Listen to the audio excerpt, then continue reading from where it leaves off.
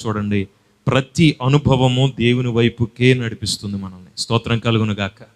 మీకు ఆర్థిక సమస్య వచ్చిందనుకోండి, వెంటనే గుర్తుపెట్టుకోవాలి, ఈ ఆర్థిక సమస్య రాగానే మనకి నిజంగా బంధువులు ఎవరో అర్థమైపోతుంది కదండి. మన కష్టాల్లో ఉన్నప్పుడు వచ్చి ఓదార్చి బలపరిచేవాడు ఎవడో ఉంటాడు, ఒకరో ఇద్దరో. మిగిలిన వాళ్ళు ఎవరు కనపడరు. యోబుకి అన్నీ ఉన్నప్పుడు ఇంటి నిండా జనం ఉండేవాళ్ళు. యోబు భక్తుడికి అన్నీ పోయిన తర్వాత ఒక్కడ కూడా కనపడలేదు. అంటే వాళ్ళందరూ నిజమైన వారు కాదని ఇతని ఆర్థిక సమస్యలే జ్ఞానాన్ని బోధించాయి. దేవునికి స్తోత్రం కలుగును గాక.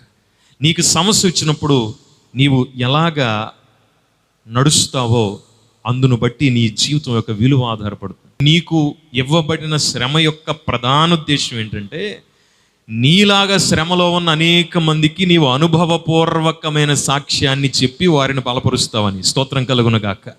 ఇప్పుడు ఆర్థిక సమస్యలో ఉన్న వారికి నువ్వు